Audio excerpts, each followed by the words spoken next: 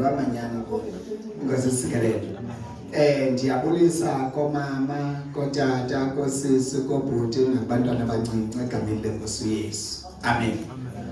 Ndibulisa ngokhethekileyo umama uMagula. Andingubona omdala kakhulu apha endlini. Amen. Nkosi usikelele. Nami ngithatha ithuba ndamkela abazalwane bonke abakhona endlini enkonzo engasisikelele. Kumnandi ukubala. Okay. Kumnandi nyani? Ngabo umuntu ucinga kumnandi. Kumnandi. Ingasisikelele. Abefundisi ketani bashumela phezulu. Besithi yindawo yokuhlala le. Yebo, ingasisikelele. NginguKristu. Okanye yindawo yokuhlaliwa. Utsho naye kubahlalani kum, nami ndihlale kuyo. Ingasisikelele. Yebazalwane, yazi umnqweno ukubana ngathi sonke ngabanye singayibona ibubomi bobu. Uba ndingathi athi uDlamini uthi yebazalwane bubomi bobu. Ndithi mna ndingatsho kuba uDlamini esitsho ne. Nditsho kuba nami ndiyayibona uba unyanisile uDlamini bubomi bobu. Ndithi nami bubomi bobu. Athi umama uMagula naye bubomi obu. Uyayiva le ndithethayo? Nomama uMagula engatsho kuba nami endiva ndisitsho bemvile noDlamini esitsho engqinela abafundisi bakhe. Uyayibona? Esitsho ngoba uyabubona bubomi obu. Khalimeni ke ndimhlekise. Kwakuyilo minyaka ke imininzi. Silapha eGeneral noDlamini senze training. Ndicinga ndibukela iTV ke kuyavela.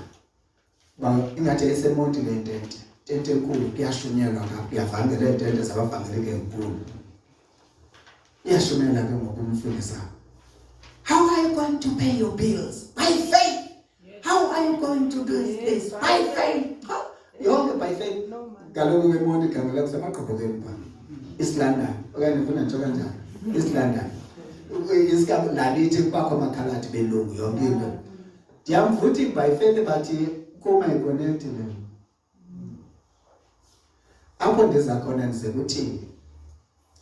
Ningandiva ndisithi bubomu. Esithi uDlamini bubomu obu. Andivukhanya okanye asivukhanya sisitsho uba bubomi obu. Asukuma ukhanya azothi apha ngaphambili bubomi obu. Kodwa engabuboni ukhanya. Yenza umzekelo. Engayitsho lento isitsho kuye. Eyitsho kuba uva utshiwo. Yekabeni.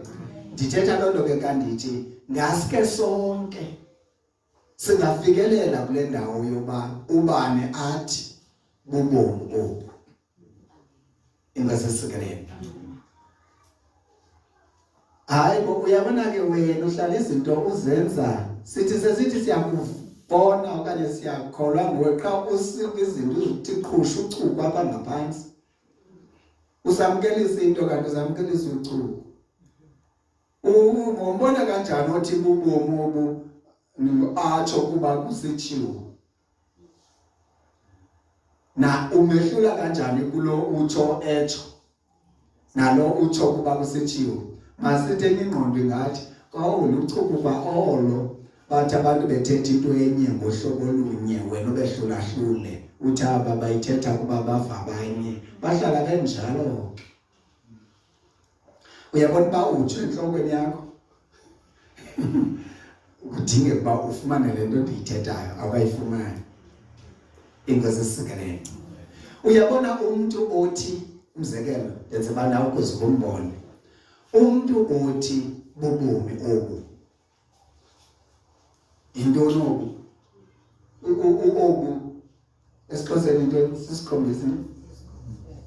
Andithi uyayikhomba yeyiphi le bubomi obu. bokusindiswa. Umuntu ozotsho okanye otshoyo athi bubomi obu bokusindiswa akanawukhunjuzwa ngokufunda iBhayibheli. Kodwa yena uthi xa ethetha bubomi bokusindiswa. Kodwa uzafunda iBhayibheli ufuna ukhunjuzwa. Hayi, ufuna se-revisit uba uthetha ukuthini ngayithi bubomi obu. Ndithetha into enjalo yeqaphela. Ngoba eyona nto ethi uthetha le nto uyithethayo ayiko kuthetha kwakho le nto uyithethayo, yindlela owenza ngayo izinto.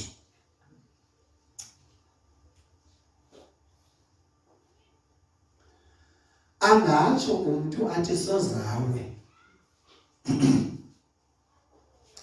kodwa uba kayijonganga indlela izinto azenza ngayo, uzenza nakanjani, uzawa ngokwathi sozawe. Funeka ilalithi ke ngoku masikwazi ukukonektha le nto siyithethayo nokwenza kwethu.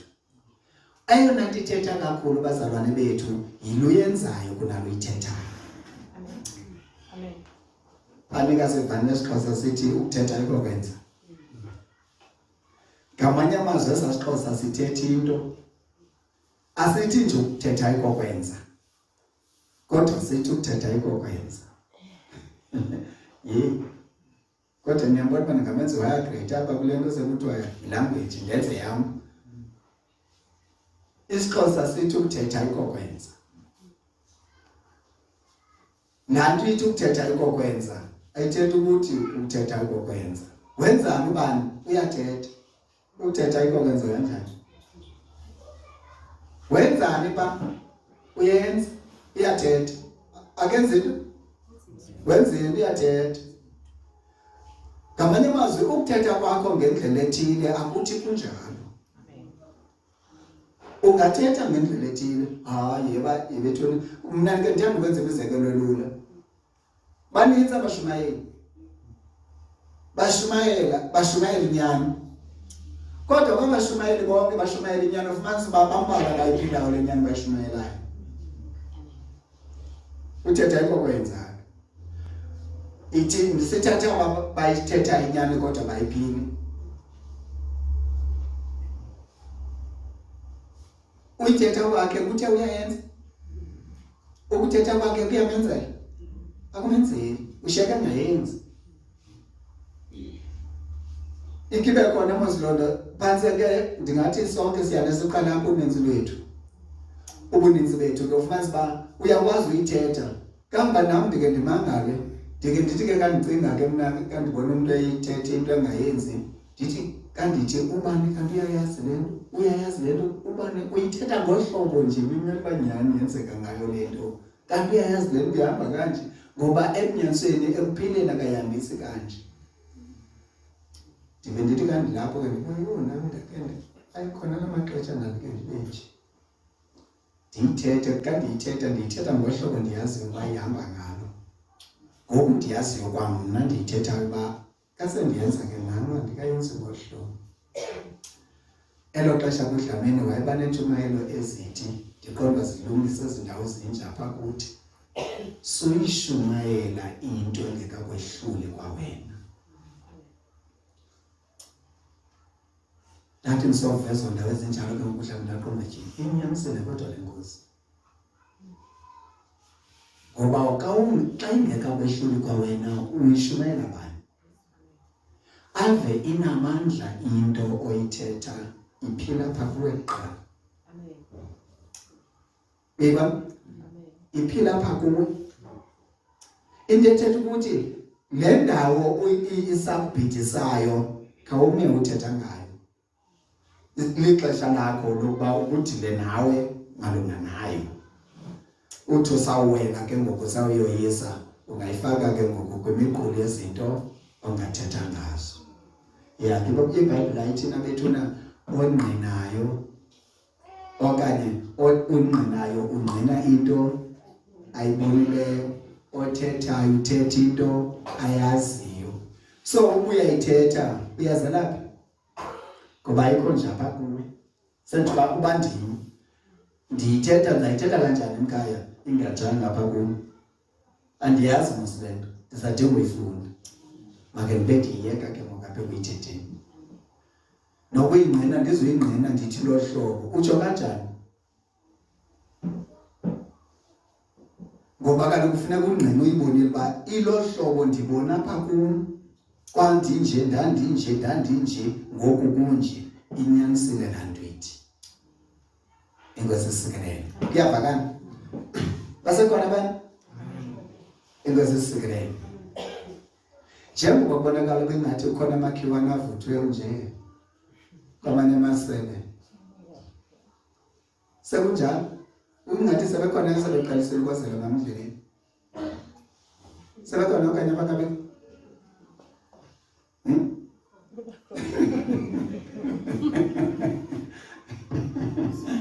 kanti uqalisa ukwazela ndisatshayelela ndingekangena embhani ngoba ngoku like andinasesipotini masike kwenzile warm up asuke kude group nje make sithi umuntu ufakiwe ke ngokweskemini kwawudlala kuthi kusawomisho seqalise bonisa ukudinga ufithi bangene ngeke babone iplayers basithi manje Thomas uqomba ezithi kunini ndilindile lithuba thina ke kwazotha esathi nje umshumayele sazama sizilungise siziqonde basilapha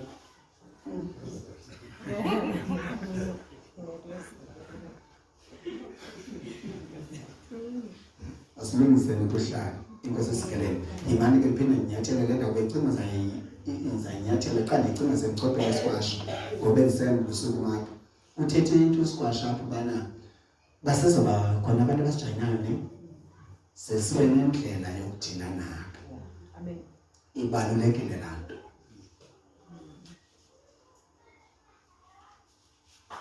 yazi umuntu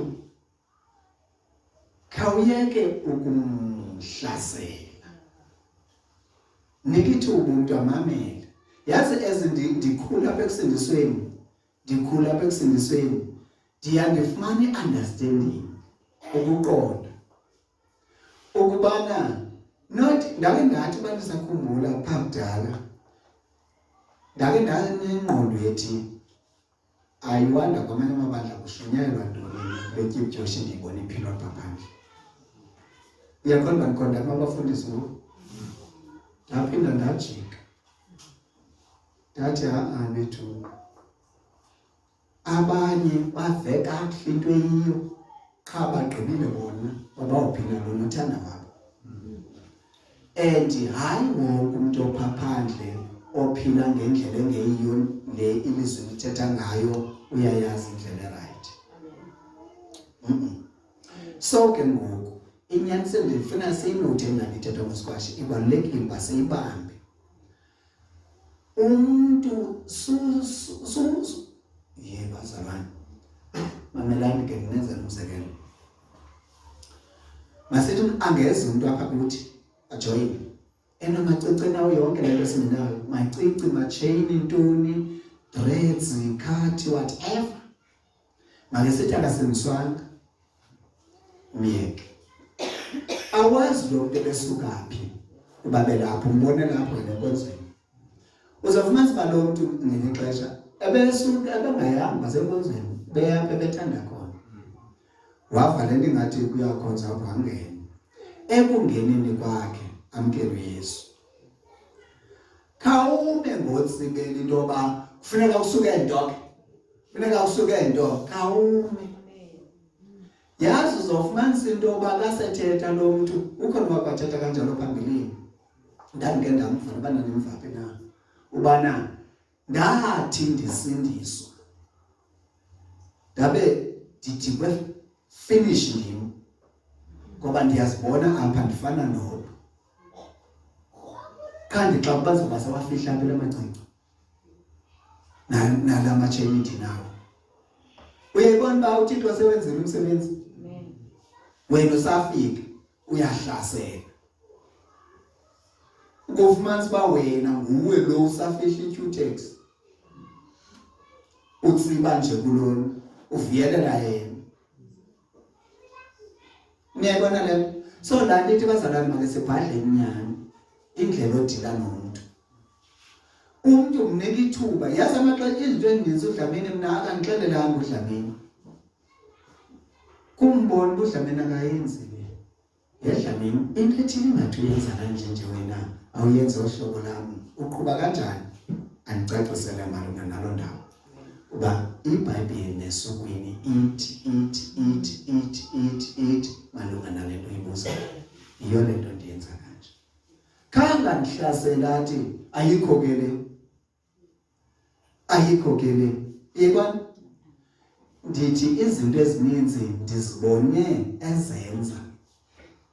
Mna ndibe nesithukuthezi ile ndlela ndizenza ngayo iphambeneyo nale yakhe.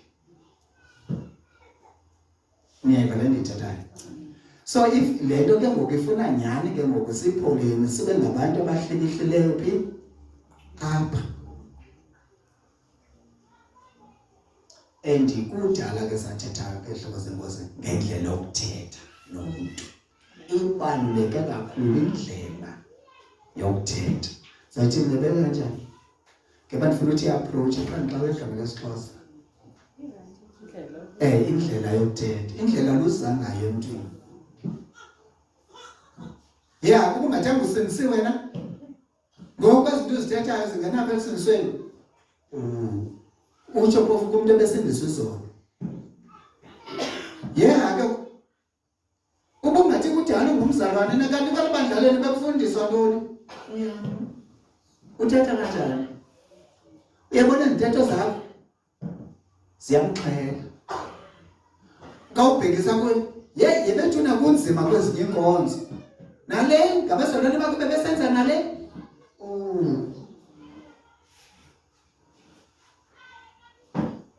Uyayibona le? Bazalwane. Imani andani banake apha ebomini na ukuzifumane ekuthini into ubukade ubucinga uyayazi qha ubuyenza bhanqileyo xa udibana nabantu abayaziyo. Bengekathethi ngendawo ezininzi ngawe sozibona wena. Uyayibona? Ibe wesi ke ngoku xa bezoloko xa ekulungisa uqala ngalaa ndawo umkile kulaa ndawo utshilo nje bandimkile phaya. Yo, hayi kunzima kwalabandla le. Kalabandla usuka kula nengxaki. Yo, utshilo nje wathi ndimkile pha ke ngawumyeke ngendawo zaphaya. Uzofumana isialarm naye bengaphathekanga ngoku zezinye zezinto ezibangela into okubana asuke pha ke ngokumncikivelana ngazo. Ibona le ndithethayo. Masebhadleni. Hayi ndifuna kugcwala apha. Xa ndifuna umuntu ofuna uThixo amfumane uThixo. Leyo into ndicinga uba ndave sayenza plain kwakudala ubana asinandaba nobantu abaninzi. But into esiyifunayo kubantu abathi bafuna uThixo, abantu bafumane uThixo qha. Umuntu makaziphumele, uyaphuma makaziphumele. Hayi ngoba ephuma ngoba urhwentywe nguwe. Yabazalwane, mna ndingekasindiswa ndandimhloniphe kakhulu umuntu osindisiweyo. Ndingazange ndasindiswa ninjalo. Ndandimhloniphe kakhulu umuntu osindisiweyo. Ndisithi kuMdlamini andifuni aye kusindiswa ngoba ndibe sisizathu. Ndisho ngazange ndasindiswa ngamsono.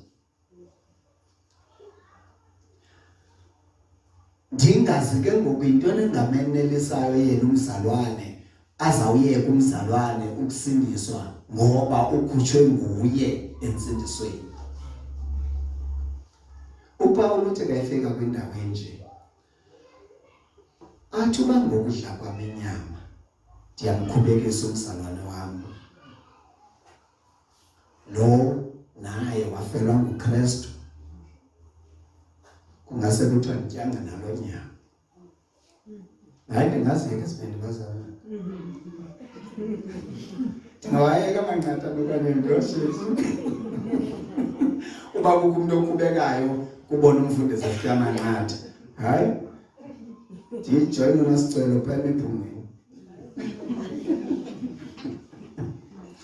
Ndijoyine uNosicelo phaa emiphungweni. Futhi ndimbombe kancinci. Sengazicenga uNosicelo nje ukujoyina emiphungweni. Bandifuna ukubekisa mntu. Ndityele entlungwini. Amehlo akalacala. Ahlala omnandi. Kodwa le mali waye ekapeni. Ngoba andifuna ukukhubekisa mntu. Kanti ke lucky la kabekho umzalwane nenze isicaphucapheza. Andinaona mhlawumbe private ke sinikwe ecaleni.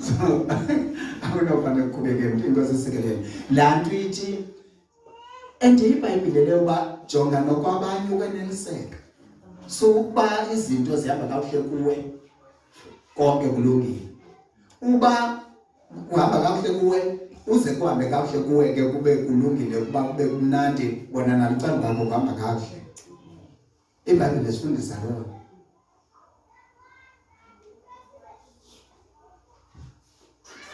Ngithi khona kwenyezampa.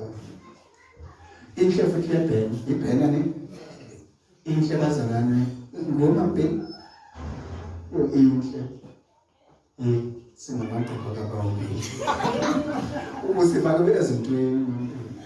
Sibulela kakhulu ngoba ke nguwe ilonda kahle mabutata uphini.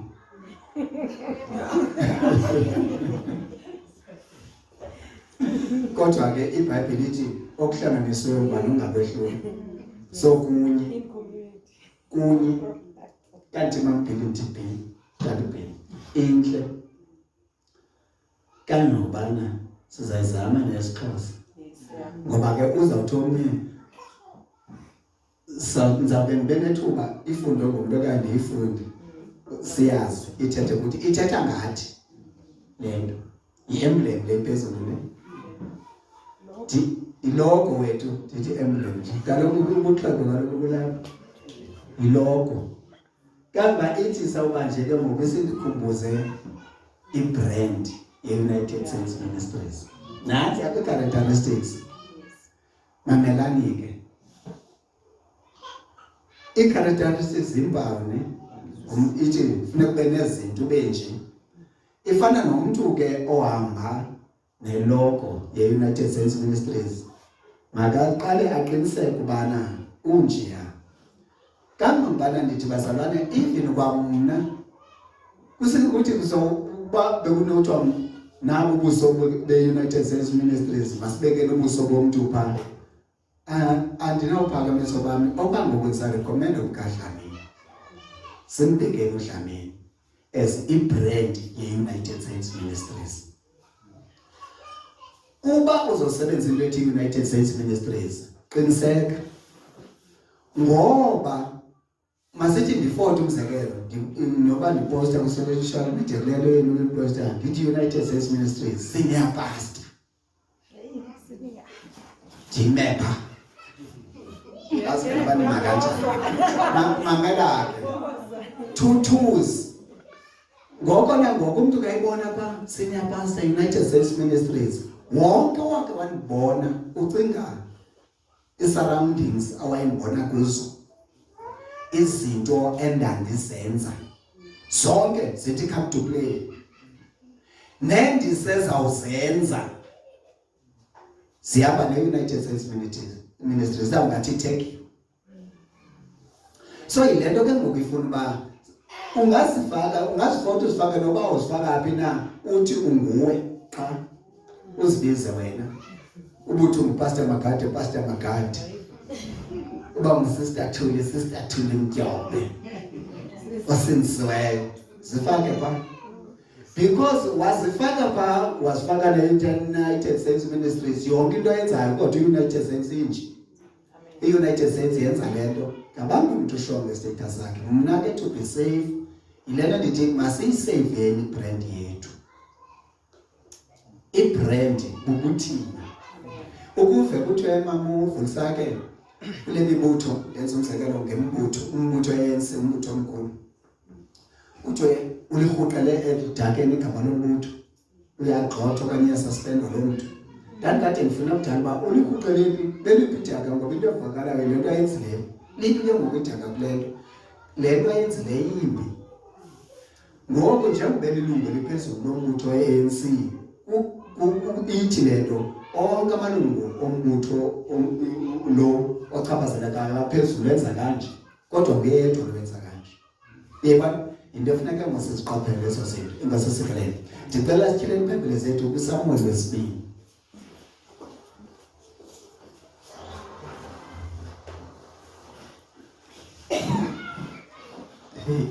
idatsi lam liphi naliya kwamaxesha ke bengaze ndityhila apha eBhayibhileni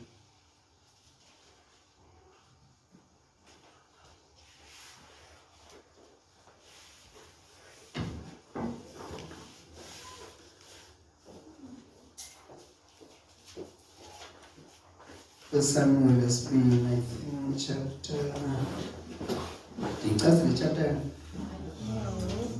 kanjani banga 12 lo u12 odlanga by chapter 9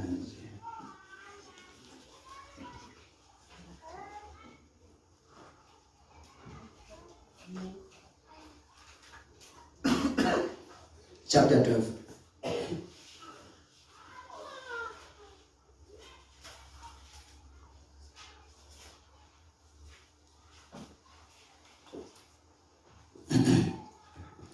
chapter 12 uthi umzekeliso kaNathani ngokuzohlwaya kukaDavide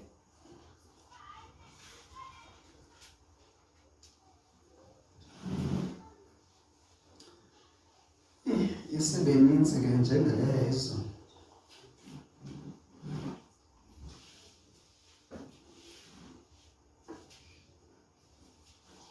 mandiyifunde ndikhawulezisa ne masithethe ngexesha 119 ngothi ufuna sibeka ndisigqibeni kuseba ngoko okay mambili nobune areas ke utsholo phezulu no then have to go 3 latest ayike uvala kakuhle mambili hayi kodwa uba bengazama ukucela umambili bengavela ndifatele ingasizikelele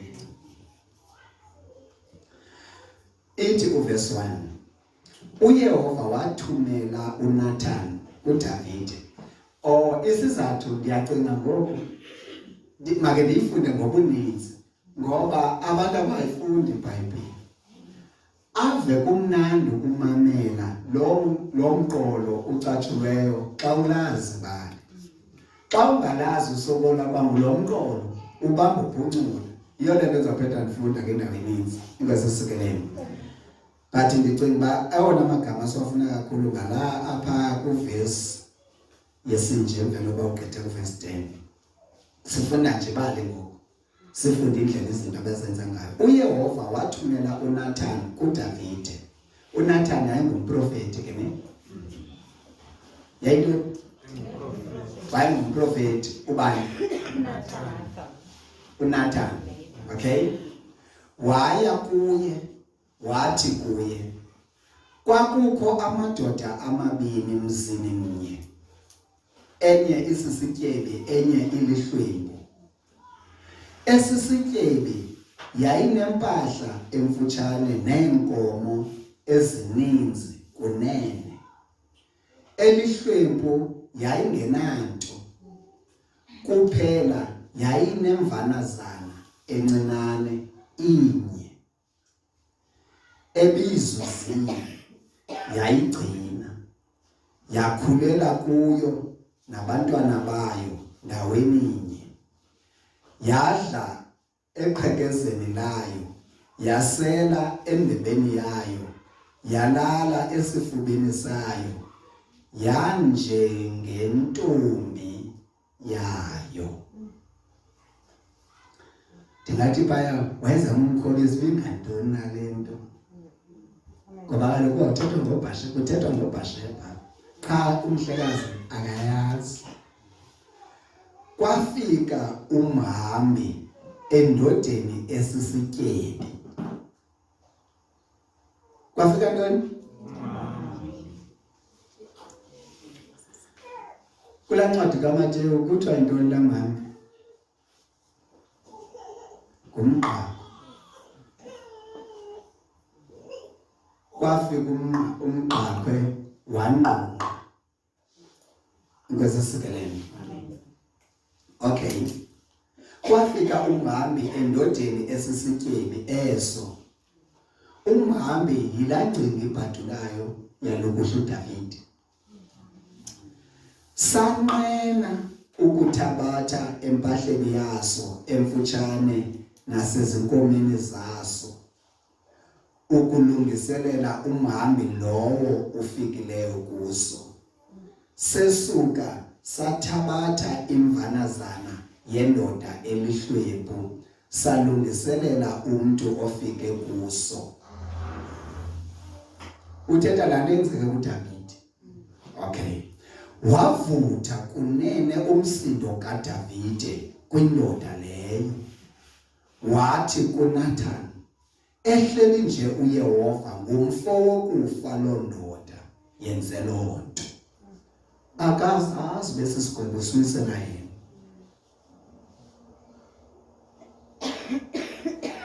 La nto ithi thina siyatsiba ukuwisa isigwebo xa engomnye umuntu onengxaki. Eyona nto imenze kwalula kangaka uDavide ukutsibela emgwebeni kukubana akazifakanga epicture. Amen. Kuthe kungathi kungathethwa nabazalwane babazalwane bengenzi kakuhle ngoko nangoko yangubani lowo wenze loo nto ngoba nabo benze loo nto. Akanavume uba ungabe nawe uchaphazelekile ngandlela thile kule nto ithethwayo nguThixo kuye.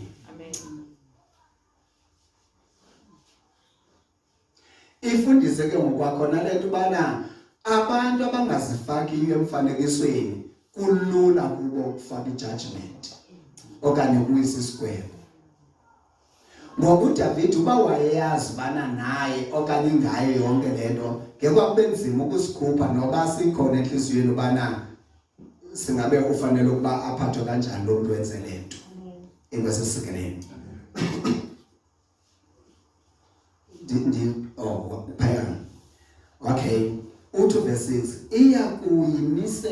iya kuyimisela ngesine imvanazana leyo ngenxa enokuba yenze loo nto nangenxa yokuba ingabanga nalufefe.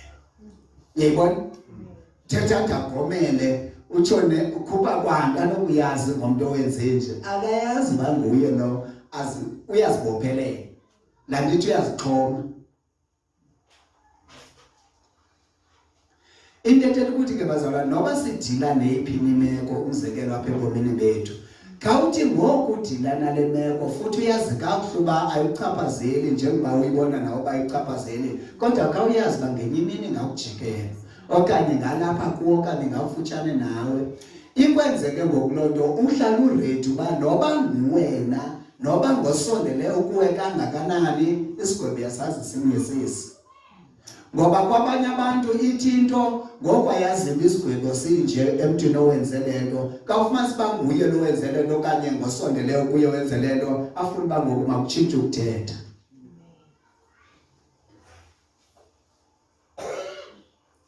Ngokwendlela ethetha ngayo kudlamini kwenye igame athi hayi bazalwane niyayazi uba kwenziwa njani ngale nto qhubekani ngolo hlobo ilizwi litsho ngayo. Kodwa behlelelazi yena ilizwi lithi na hayi mayibe nguye yena ohamba phambili itsho iDuteronomi ithi yena makahambe phambili mayibe nguye kuqala makatsho uthe ngathi itshoni ngoku ngela xesha besaya kutsho ngalo makatsho naye. Inkosi isikeleni. Waza wathi uNathani kuDavide loo ndoda nguwe. Sajika izinto yaye kuba ngumzekeliso ngokwacacisa umzekeliso.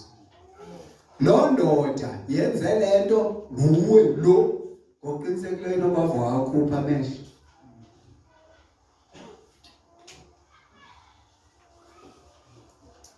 utsho uYehova uThixo kaIsrayeli ukuthi mna ndakuthambisa ukuba ube ngukumkani kumaIsrayeli, mna ndakuhlangula esandleni sikaSawuli. Yabona uba uThixo uthatha imvelaphi yakhe, uthi umlanda imvelaphi. Ndakunika indlu yenkosi yakho nabafazi benkosi yakho esifubeni sakho. Ndakunika indlu yakwaIsrayeli neyakwaYuda. Ke ukuba bekukuncinane oko ngendikongezile nenjinji, yini na ukuba ulidele ilizwi likaYehova wenze ububi emehlweni akhe? Yini na ukuba ulidele ilizwi likaYehova wenze ububi emehlweni akhe? Buya kumla kwehlo senkosi kuthiwa nisenza nje lento nidela ibandla likaThixo na? Ngamanye amazwi umuntu oyaziyo indlela ethile nimele ba enze ngayo angenzi ngayo yena eyona nto enzekayo kuye unendelelo. Futhi indelelo yakhe ayijoliswanga nakumfundisi lowo eberhalela umenza ixhoba. Udele uThixo lo isuka kuye lento ibimele buyenzile. Ngoba la ndithi ke ngoku kwawukwenza ubububu eyona nto lendelelo yiyo limenze uba adelele ilizwi likaThixo enze ububi. Yiyo ke ngoku nayisho incwadi eNdumiso 36 ubana ongendawo unezihlabo zokreqo enhliziyweni yakhe ezithi akamoyiki uThixo. Akamoyiki, engamoyiki nje ukhuthazwa yintoni? Yilandelelwa nayo ngokubhekiselele kuye. Ngoku ukwenza ububi kuye akuyongxaki.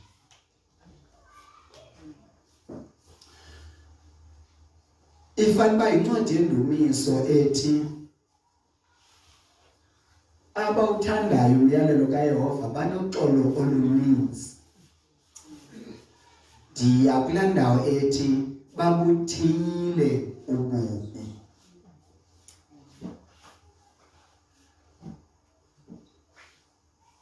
Ukude mama umsulwa ubukufitshane ungatsho. Ndiyakubona uhluzela inhloko. Uba ndingathi khawukhethe ukude nanobukufutshane ungakhethe iphi? Mna ndithe ukude sendichakule lami icala. Ndikhalela uba ndive wena uthini ngawe. Umama uNdleleni ebeye wangqina kanti abanye sebeqalisile. Senditsho uba nditsho uba ebesozela umama uNdleleni. Ndingatsho futhi noba bengozeli. Xa uyenzile into entle wamngqinela umfundisi wakhe. Amen mama uNdleleni. Mamsula ungakhethe ivele ukude okanye ukufutshane? Mna ndibona ukude.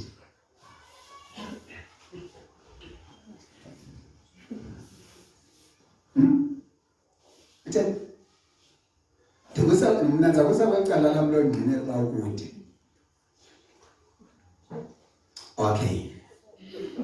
Yini na ukuba ulidele ilizwi likaYehova wenze ububi emehlweni akhe? Bazalwane bethu, ukungenzi kwethu ngendlela esilindeleke uba senza ngayo phambi koThixo, loo nto ikhombisa indelelo yethu. Izwi ndicinga uba bekusemthethweni apho belisithi moyike uYehova. Masimoyike. Ngoba into ebangela uba abantu benze noba kukanjani kuba eyona nto bazikhuthaza ngayo kungoyika uThixo. Xa woyika uThixo uhlala umindful zizenzo zakho. Xa woyika uThixo, yabazalwane, ayikho kuhlonipha befundisi, ingekho koyika befundisi, into ekhupha ubuzalwane emzalwaneni kukoyika uThixo. Yize nathi singathi yoyikani thina, hloniphani thina, ngoba thina mama Magula asikwazi ukuba khona kuzo zonke indawo. Ngoku xa uzawufuneka uyike mna funeka ndihlale ndikhona apho khoyo. Ndizawukwazi kanjani uba khona apha khoyo mama uBhili ndibe khona apha khoyo kanye enzele babazondoyika.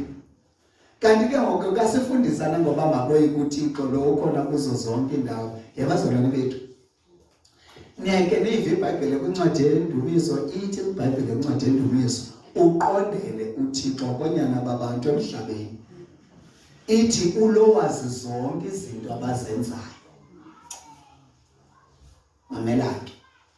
Uphinde ukhumbule uba iBhayibhile yiyo le ithi sonke sisezawuma phambi kwesihlalo sokugweba sikabani? SikaKristu. Agwetyelwe umntu, agwetywe umntu. Incwadi yeNtshumayelo ke yona ithi masoyike uThixo sigcine imithetho yakhe. Sisishwankathelo sombandelezo, ne?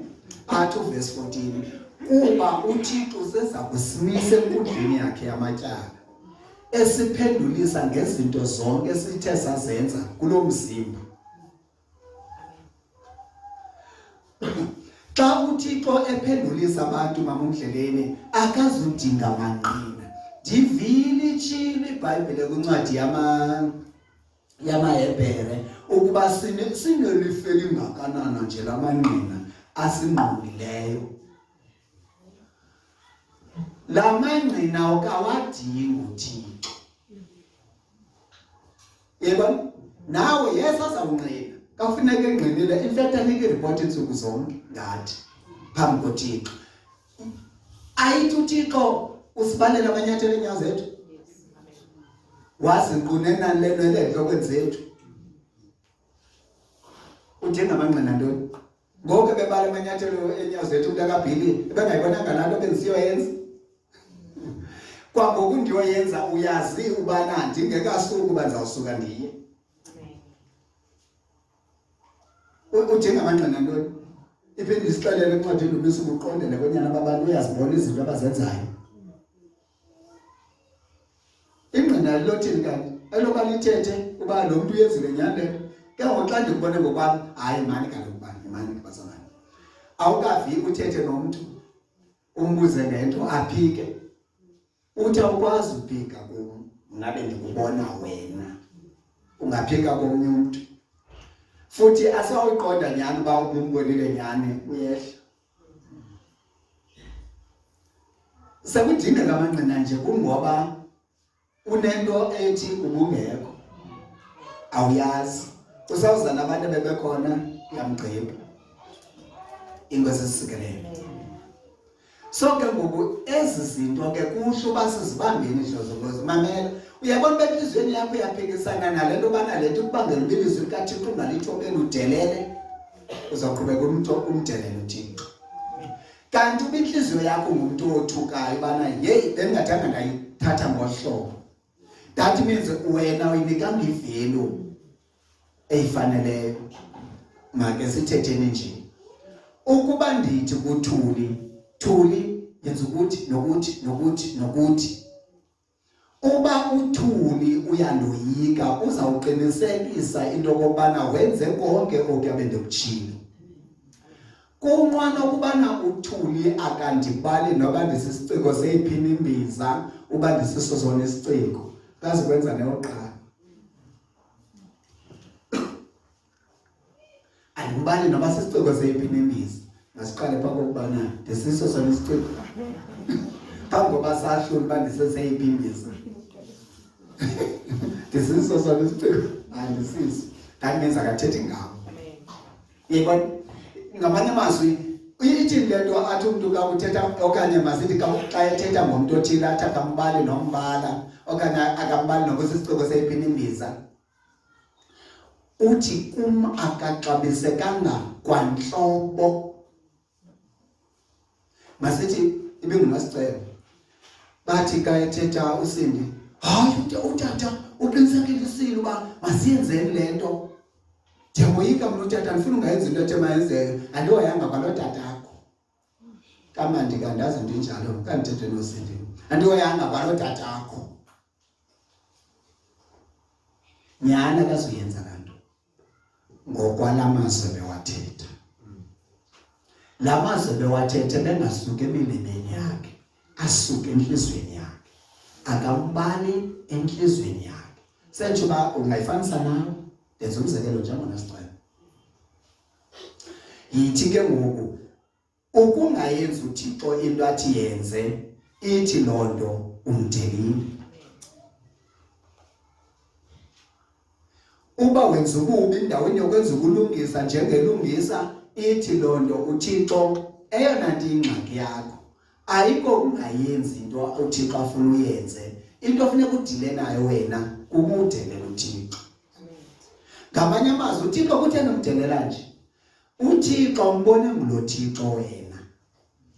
Unenye image kaThixo ozakhele yona, nothi le ayiyo.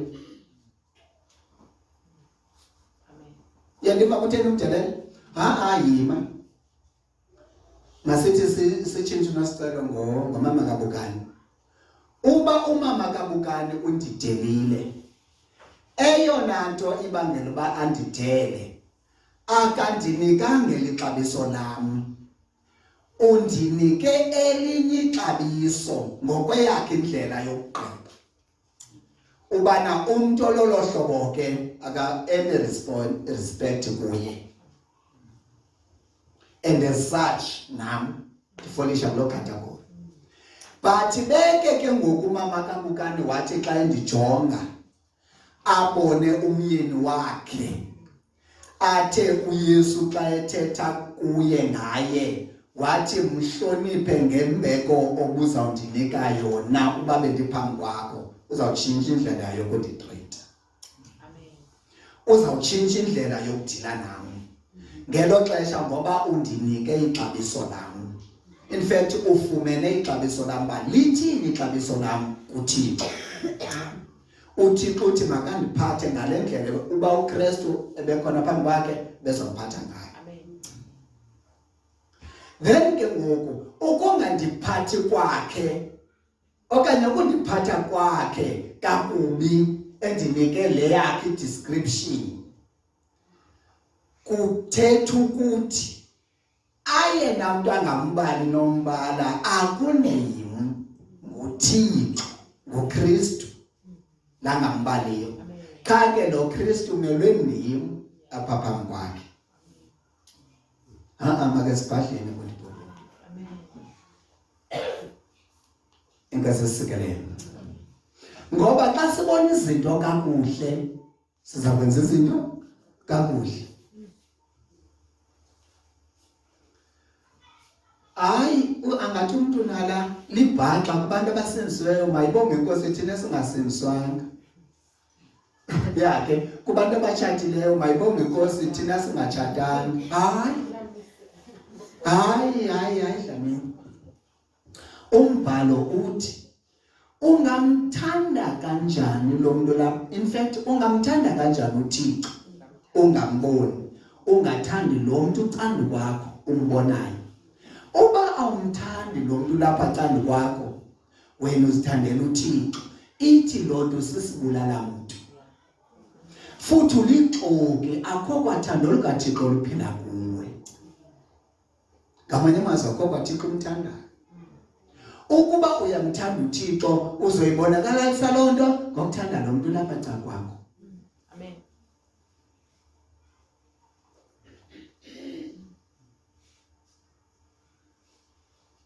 But okokuba ke ngoku wena unendelelo kuThixo, loo nto uzawuqhubeka wena usithi uyamthanda uThixo, uyamoyika uThixo ngokutsho kwakho, kodwa ube enhliziyweni yakho uphila indelelo kuThixo, awuzuyenza le nto ilizwi lithetha yona. Ngoku yaziyo awuzuyenza ngolo hlobo.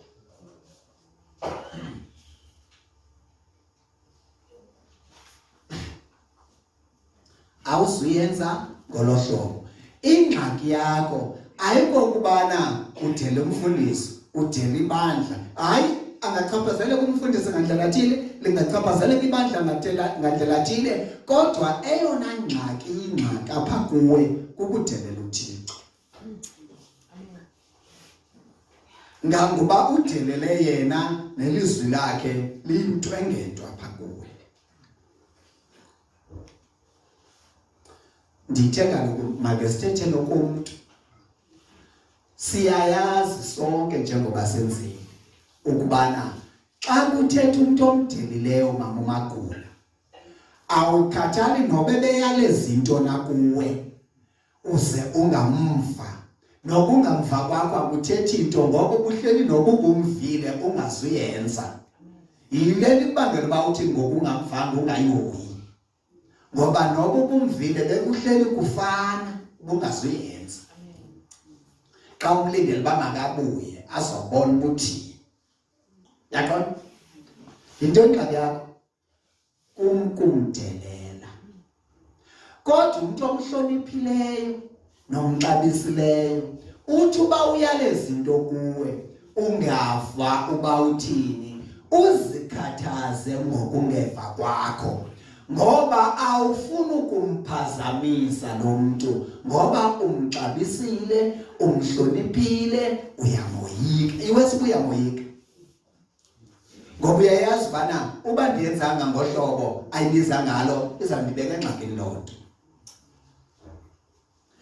But xa umxabisile okanye umhloniphile, yes, ungangayenzi into ngohlobo ebelindele, but I won't be in trouble that much. You understand?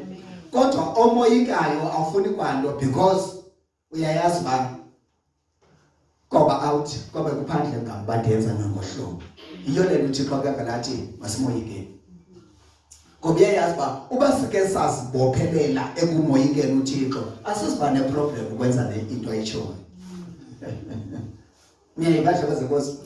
Ube enhlizweni yakho ke wagqiba uba woyika uThixo, usibeke emhlabeni omhle wokuyenza yonke into uThixo ayifunayo. Uba weke wagqiba enhlizweni yakho ubana andizukumoyika ke mina uThixo, iyo usibeke emhlabeni omhle futhi wokungayenzi yonke into uThixo ayifunayo, wenzele uyithandayo kule ayibizayo. Inkosi sikeleni. Ithi ke ihlekise pha kwincwadi yeNdumiso 36 ithi ongendawo unezihlabo zohleko enhlizweni yakhe, emondlalweni wakhe. Ithi emondlalweni wakhe ucinga ukutshinga. Ndiyihleke ndindoda mama uBheli ndizifundele phaya ndimngcengqa embhedeni wami. Ndithi tyhini, abangendawo xa bengqengqile bacinga into ezingekhoyo.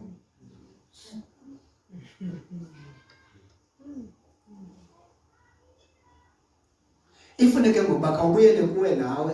Ndiyanqanqa ninazo nini imandlalo? Nenza njani pha kwimandlalo zenu? Niyacinga? Ucinga ntoni? Zintoni ezo zicingayo xa ungqengqile? Uyamba Tata uBheli? Ndimvile mna ndizawuxelela ungabinaxhala mhlobo wam. Uthi xa zinokhwaza ezancinga. Yho.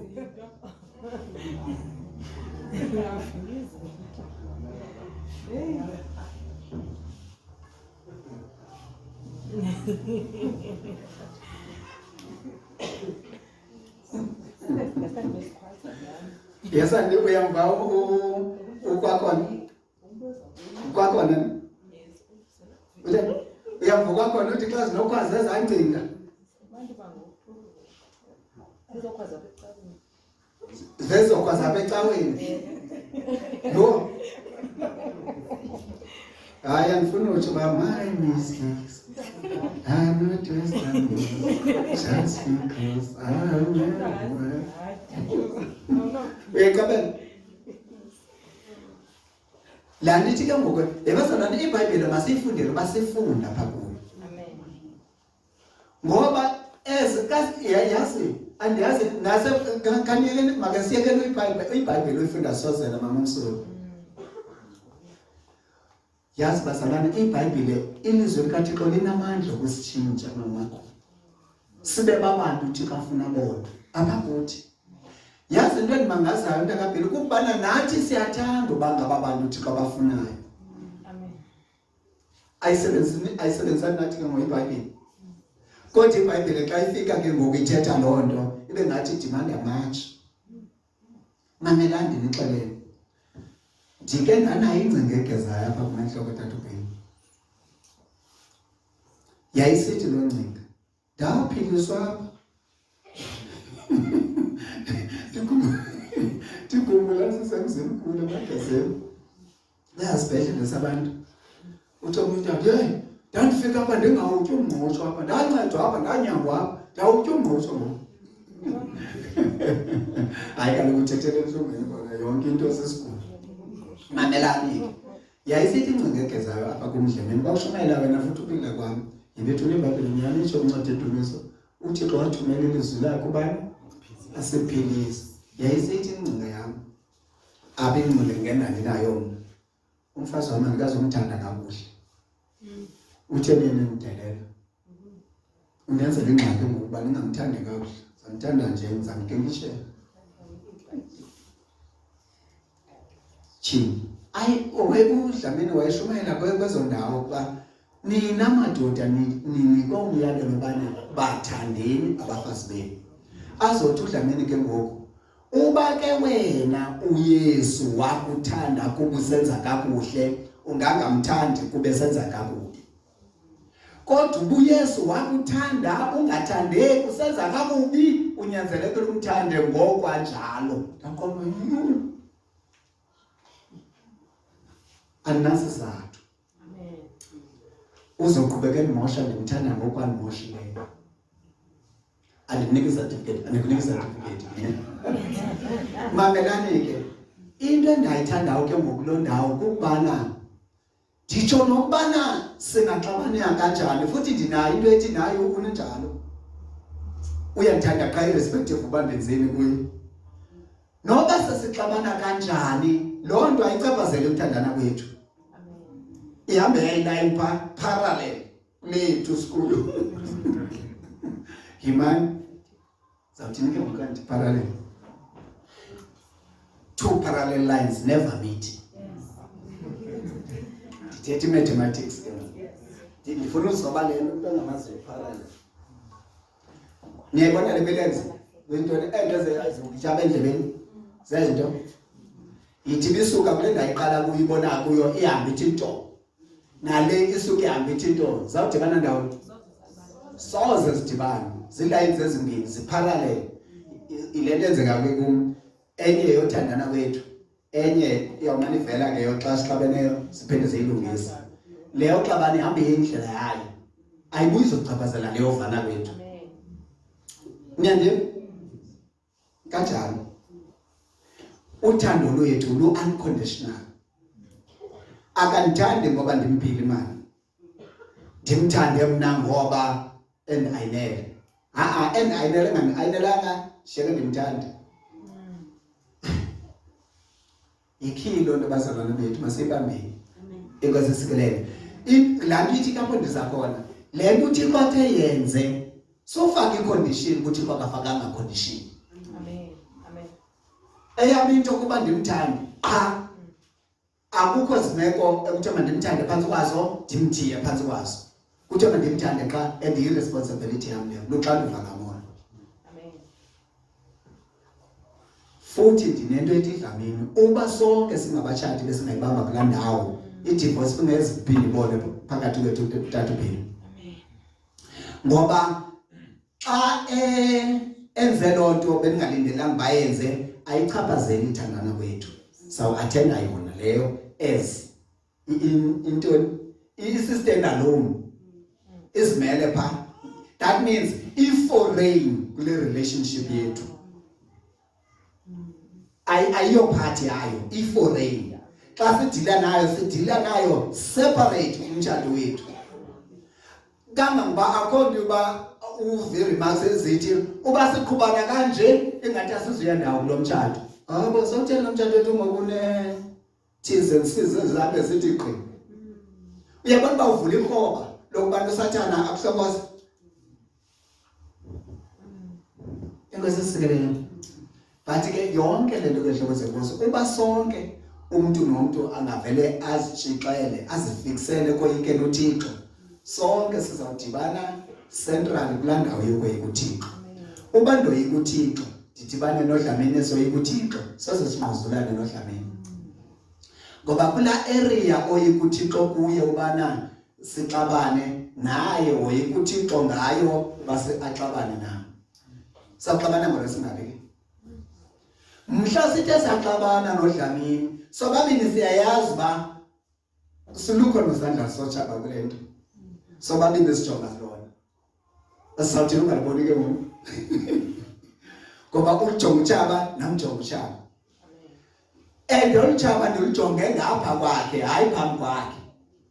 Uba ndingalakazi kakhulu kanti nguwe lo. Uyayiva? Ndingalakazi gqithi kanti ndishiya wena ndithi ndinomhlobo kanti ndinechaba. So sabe uchaba lam nambo lo singaphi yena. Oh hayi anifane nivana ngokungabhadloku. Uyibiza kanjani? Zabe uqhubeke wena nembadla yakho engacacanga. Engazisikeleni. Yini na ukuba ulidele uverse 9 ilizwi likaYehova? Yini na? Wenze njani? Usithathe besibini sokuba udele ilizwi likaThixo. Wenze ububi emehlweni akhe. Ulidele kanjani ilizwi likaThixo? Wenze ububi. Wabupho uDavid abenzileyo. Uthatha umkaUriya.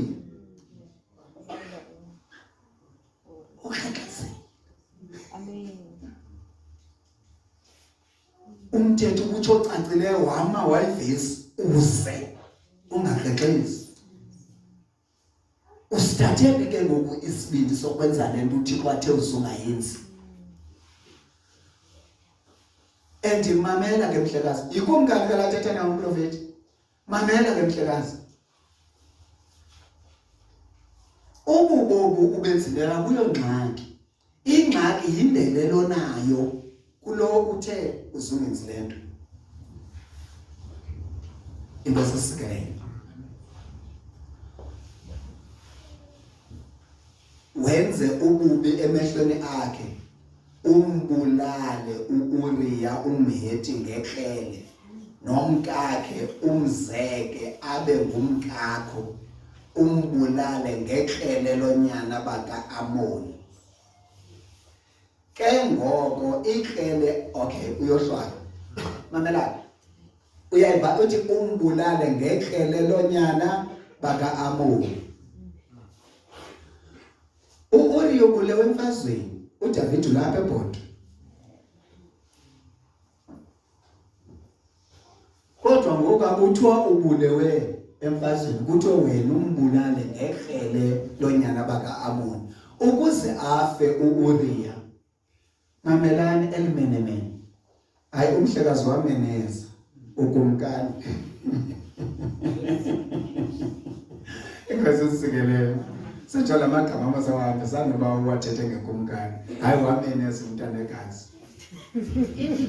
Mamelani ubumenemene bakhe. Ebehamba phezu kophahla lwendlu yakhe. Wabona unkosikazi kaUriya ehlamba. Kuthiwa ke wayemhle emilile. Ingxaki ke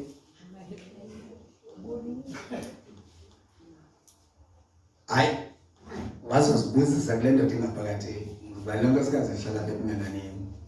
Kuthiwa wathumela uba kanumbizi. Ayingabi namsebenzi ngeleyo.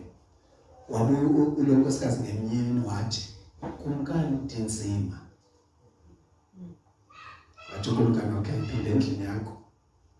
Wathumela emkhosini kuyothatha indoda yakhe. Wathi hamba khawuye endlini yakho kuphumle uthobe inyawo efanele udiniwe. Ufuna utyikityelwa ngesisu wenza ubumenemene.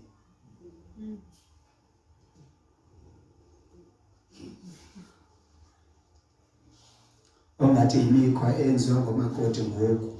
Indoda iseGoli axexeze apha asasibona uba umini.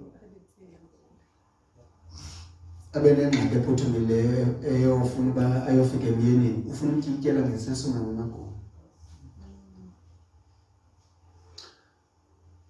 uUriya walala apha emnyango kwakumkani esangweni.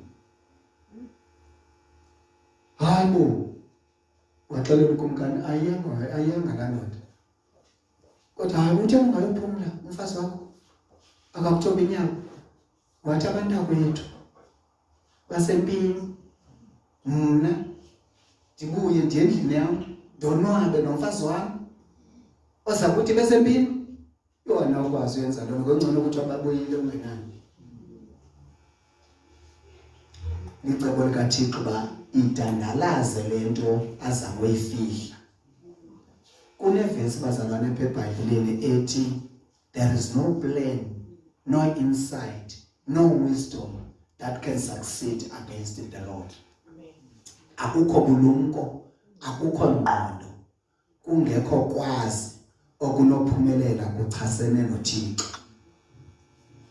Ungazama ucwangcisa whatever, ungazama uplana whatever, ungazama ulungelelanisa whatever, but if yonke loo nto icebela uba uzama utsotsa uThixo, uzitsotsa wena. Akuphumeleli kwacebo, kwabulumko, kwangqondo ngokuchasene naye, izawudandalaza.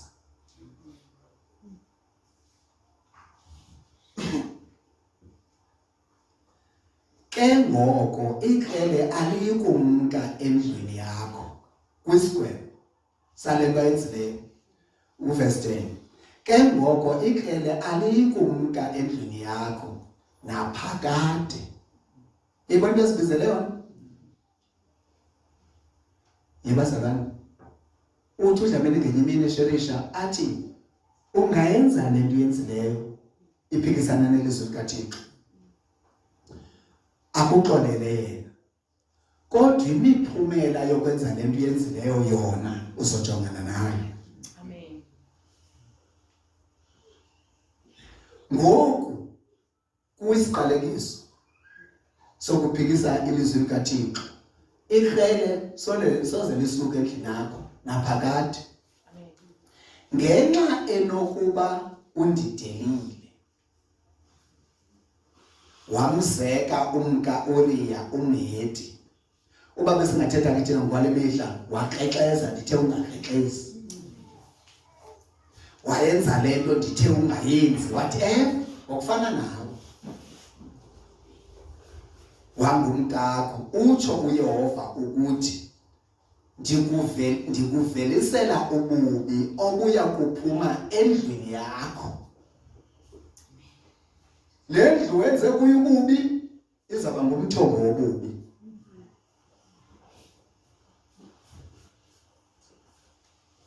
Le ndlu wenzele kuyo elimnyala izaba ngumthombo wobubi. Kama ngenza inhloko le.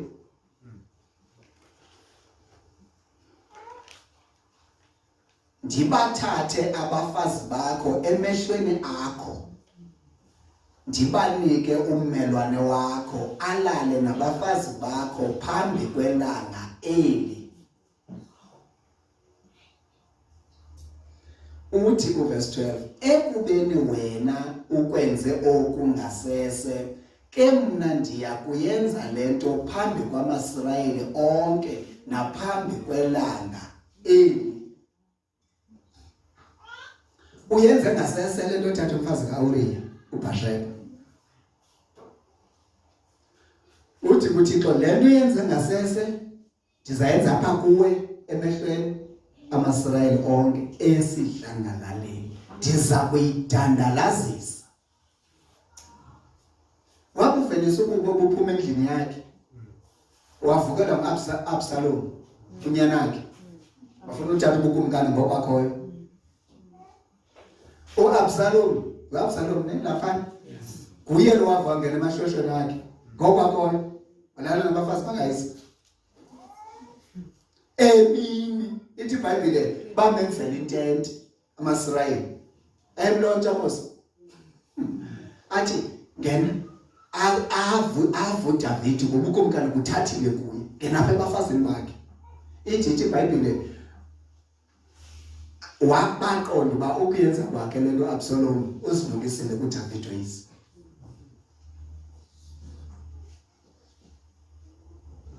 Emthethweni kaloku kwimithetho ngemithetho kuLevitiko sekhona ukuthi uzungatsali isondo ngengubo kayihlo. Amen.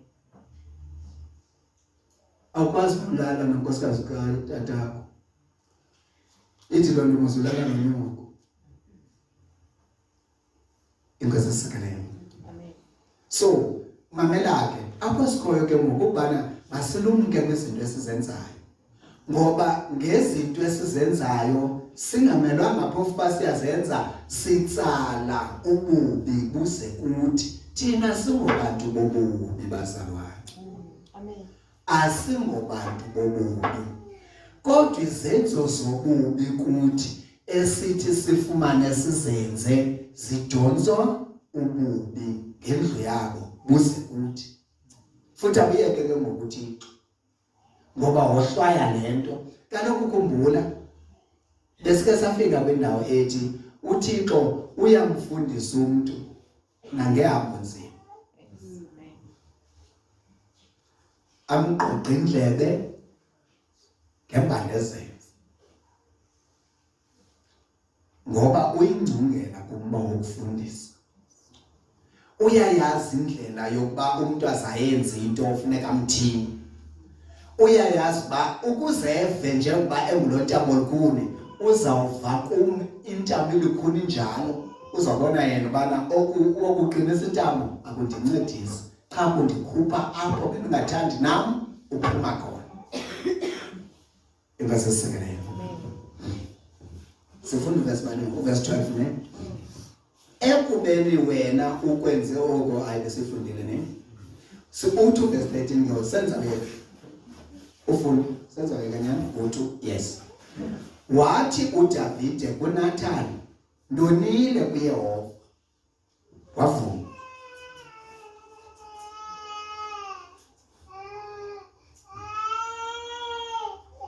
Wayamkela ba wenze into ebimele ba akayenzanga. Wena uyuthini? Siyavuma thina xa kuthi wenzanga kakuhle. Okanye sibona uThixo uyavuma hayi andenzanga andenzanga ndibemele bandiyenzile ndonile. Akathi ndiphazamile. Kukho abazalwana abangafuni ubana xa ethe wanesiwo makuthi wenze impazamo. Angavuma le mpazamo yenzileyo kukungalungisi. Vuma ukungalungisi xa ungalungisanga. Sobo sugarcoat. Ukuthini usugarcoat? Ifana lodwa nalento uthi ndithi uyaxoka thuli. Uthi wayifundisi sothi ngiyaxoka ethi ngephosisi. Xa ndithi uyaphosisa obuxoki ndibenza weak. Uyebona? Kanti ndathi uyaxoka uyayazi ukuxoka ukuthini umenza bengumntabani. Kanti uyaphosisa uyayigusha lanto ba umuntu akamtyholi. Yeah ke andithethi iBhayibhile nabazalwane bethu. Amen. Amen. Amen befundisi. iBhayibhile ithi uyise wamaxoki onke kubani? uSathane. Xa esithi umuntu uyaxoka ube nyane uxoka ithi lento ayiphelele kuthini uyaxoka qha. Ithi utata uSathane. Uzoshiyeke wena usithi usinsini. Abe noSathane ke uthi ngamanye amazwi usinsini. Kwanyanzeleka sithi go further. Siye kubasindisi bethu. Yeva. Kanti kanti uyaphosisa. Ndiyenze yawiki. Uzawushiyeke ngabona isidingo sokubana ngaphindi aphosise. Amen. You understand? Kanti kawuvele wathi head on. Buxokekele. Asazikholwa buxokele avume. Uzoyazi ba aka naye uyabona kovuma ke ukona apha ngaphakathi kwakho uba kwisimo esingathandekiyo. Futhi xa ubhadlile othi andithanda uphinda ndizifumane ndisiva kanje. Mna mamakula ndingatsho ndithi ndinayo inhlanhla yokuba ndiyiqaphele into ezawusixabanisa. andifuni ke mna side singene engxabanweni okanye ndiqaphele ndibona uba uyabona ke ngoku ngohlobo ubeka ngalo uba ndingabeka ngokwale ndlela ubeka ngayo singawufika ngqo engxabanweni. Andifuni siqhubeke naloo nto. Enye option endiyisebenzise kuthula okanye ke ndinike warning ubana uyabona beke saqhubeka siphendulana sizawuphuma apho ndingarhaleli ukuphuma khona andinqwenele uyofika kuloo ndawo. Ngoko ke ndiyayeka ngoku awuzophendula infected ndinqanda uba siyofika phaa ngoba isizathu soba ndiyinqande loo nto uba sawuthi sesifikile phaa senelisana macala mhlawumbi nawe wandivathela ngempama nam ndakuvathela kufuneke ke ngoba masiphinde sibuye ke ngoku sithi omnye komnye uxolo bese sayenzela ntoni ke kanti sizawuphinde sipreso undo. Hayi ndifundile mna ndifunda ikhompyutha ubuqobelani uyibhale kanti all along instead of save undo. Uyabona udlala ngexesha usihlukumezile ke ngaphakathi. Nike niyibone ukungabikho lula kwala ndawo yobana funeke sithethe uxolo. Ngoku kufuneka ndizamane nam nawe uzamane nawe sithi sofumanana halfway. Ndikhetha uba mna ndisike ndibe kanti ndiligwala ke mkanyana qha ke ucinga uba ndiyakoyika ndikuxelele uba mhlekazi kodwa uba bendingake ndiyeke siqhubeke bendizawuvatha nam ubuzawuvatha nam ndikuvathele futhi bendawuthi ndisithi masiyeke nawe mhlawumbi uyobe uzawucinga ukuthi masiyeke. Ndimqobizele ndiyeka ndijake kodwa ke masingade siye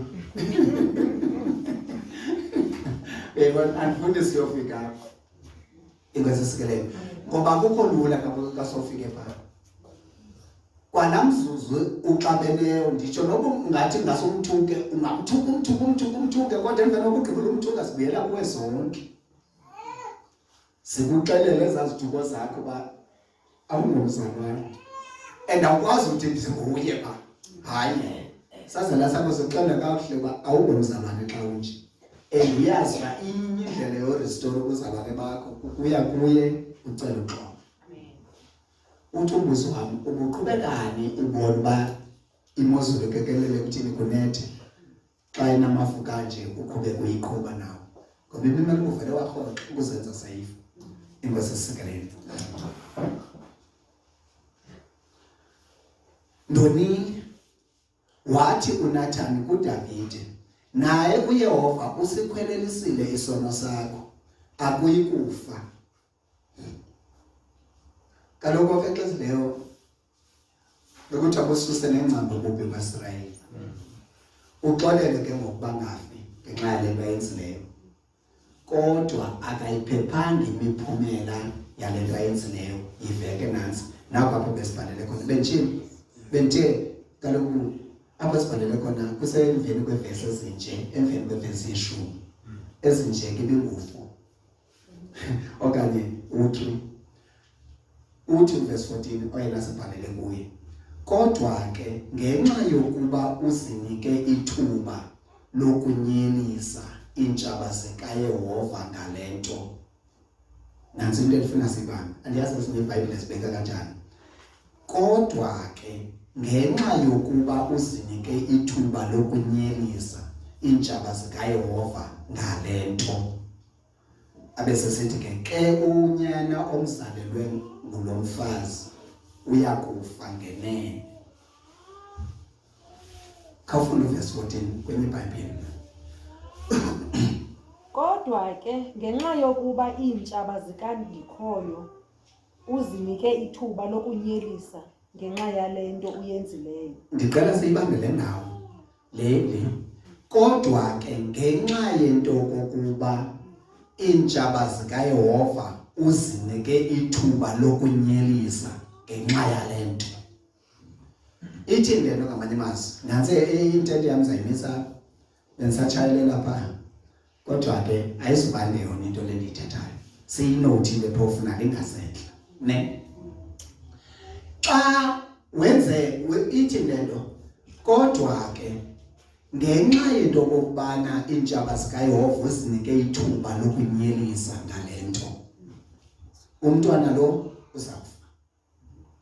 Eyona nto sihambele kuyo okanye ndifuna siyibambe kukubana xa thina singabazalwane sisenza nayiphina into siphikisana nelizwi likaThixo kwenzeni loo nto, sinike iintshaba zikaYehova ithuba lokunyelisa.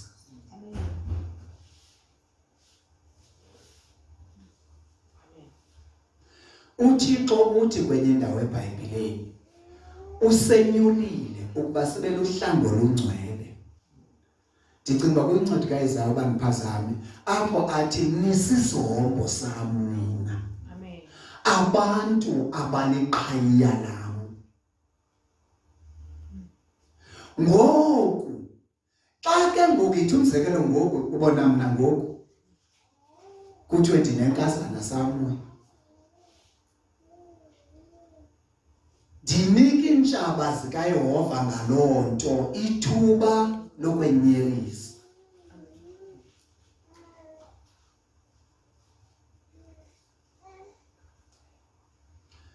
Ngoku eso sonyeliso sizawuhlala sihleli.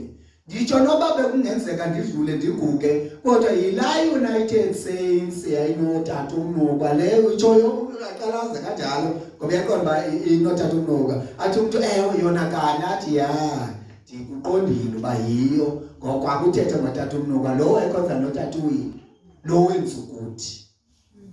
Amen. Nalo ke ngokuchaphaza lo wenza ukuthi. Ngexesha utata uwilenza ukuthi afumana lenkazana zaziphe ezimfundiso zithethwa kanje ngutata umnuka okanye wayikhupha phandle utata uwile xa zithethe iintshaba zikaThixo mna ndizinike ithuba lokwenyelisa. Athi umntakadyana xa ethetha ngale ndawo athi masiluhlonipheni usindiso lwethu lokuqala. Ngamanye amazwi bandingayibeka ngokwamazwi ngokubhekiselele kule ndawo ithi ndicinga kwincwadi yamaFilipi ethi masiluphile usindiso sinokuzoyikela.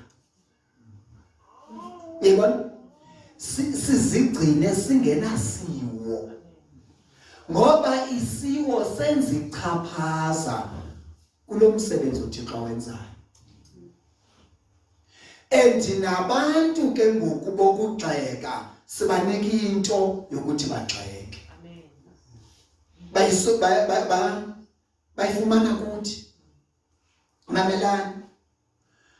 Umntu ongasigxeka nditsho noba sekuthiwa yingcaphephe akazi bayingcunge nalo kalengane noThixo.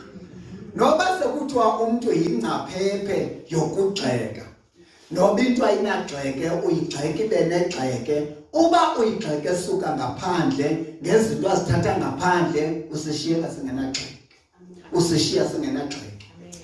Kodwa uba uzawuthi kugxekeni kwakhe agxeke ethatha into elapha kum nami endivumayo nami bandiyenzile undishiya ndigxekekile futhi uzawunishiya nani nigxekekile. Yithi umzekelo for argument's sake kuthiwe nento okwenza nomkhaya nanku ke bajikelene abazalwane. Kwakuthiwa ngapha kuthi ke utshibilekile umzalwane uzala abantwana bembaba kwabe nje umzalwane anzi into engaqondakaleyo utshibilekile umzalwane uzala abantwana bembaba. Umzalwane ngamanye amazwi akasahambi kakuhle.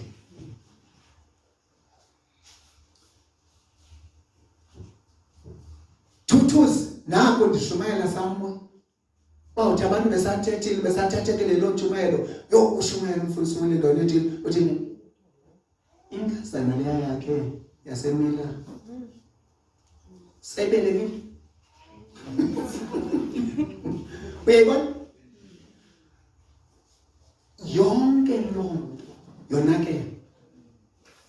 Abantu noba bebengaguqukanga ngowamzuzu kodwa bebeshiyeka benezazela begwebekile ngoba bethethe ilizwi likaThixo nyani igxobheke yonke loo nto. akakwazi kaloku uthetha kanjalo yena. Makaqala alungise leya. Sayilungisa kanjani? Ndizayimenda kanjani? Inkosi sikeleni. So ke ngoku ifunekele le nto kwezihloko zenkosi make sibe ngabazalwane enyanisweni. Yazi izihloko zenkosi mamelani. Uyinto yokusindiswa ithatha thina. Uba sivumelane nale nto ithetha apha elizwini kaThixo uba ilo hlobo ithetha ngalo Thixo. Umzekelo ithi iBhayibhile ndicinga uba ngamaTestalonika ne la athi asibizelwa ngokungcoleni. Okanye iChronic ngamaTestalonika ne. Athi uThixo akasibizelanga ekungcoleni. Usibizele ekungcwaliseni. Kawufunda verse 3 apha ngasentla phaya uthi kuyintando kaThixo ukuba singcwaliswe. Sikotele kuMateyu ke ithi verse yibani ngcwele kuba nam ndingcwele. Into edingeka kuthi ke ngokubana samkele lenyanga sinako ukuba ngcwele. Uthi Ndumiso 119 verse 1. Hayi uyolo lwabatheni lwabagqibeleleyo bona batheni sibe saya ke ngoku verse 30 abathi ndenze isigqibo sokuba ndinyaniseke ndiyikhethile indlela yenyaniso ndikuthile ukuxoka kuvese ngezantsi kasawubithwa kuverse 1 babanoyolo abo bagqibeleleyo bona bahambayo ngomyalelo kaYehova. Now ingxaki sekubeni thina sinenye description yobungcwele. Kanti izwi kaThixo lithi ukugqibelela okanye ubungcwele kukuba ube ungulo mntu ohamba ngokwelizwi kaThixo. Ngamanye amazwi ungulo mntu owenza le nto uThixo athe yenze, ungumntu ongenzi le nto uThixo athi suyenza. Isuka phi loo nto? Ugqibe enini enhlizweni yakho. Amen. Because le nto isuka ityange nje ihamba nokuthi enhlizweni yakho ugqibe kwelithini. Unayo enhlizweni yakho into evumelana nayo nale nyaniso uba asibizelwanga ekungcoleni, koko sibizelwe ebungcwaliseni. Unayo enhlizweni yakho into ethi sibizelwe ukuba sibe ngcwele, ngoba sihambe ngokomyalelo kaThixo. Ngamanye amazwi sibizelwe uba sihambe ngomyalelo kaThixo, through, right through. Uthe obethetha apha akuphunywa kumane kungenwa eYeswini. Yaqabela. Ngamanye amazwi sibizelwe uba sihambe ngelizwi likaThixo, hayi uba simane sihamba. Simane, ngoba uba simane sihamba samane singahambi. Isicwangciso sikaThixo mamundleleni ngathi kubana sihambe ngelizwi likaThixo. Siqhubeke. Yizwi Yesu athi ukuba nithe nazingisa ukuhlala emfundisweni uKristu asinikeze yona, sabe singabafundi bakhe inyaniso. Ngamanye amazwi ke ngoku singabazalwane kulindeleke bona. Siphile ezwini. AkangoYesu nalo utshoyo uthi hlalani kum nam ndihlale kuni. Uba nithe nenze njalo ke whatever nicelayo nizayithini? Nizayenzela. Amen. Inkosi isikeleni.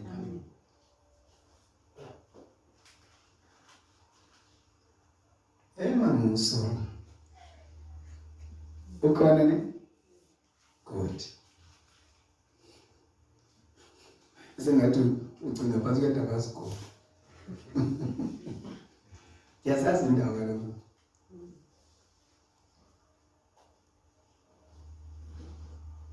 Kuyavakala nje senkosi. Lithwa ndim ke ngoku.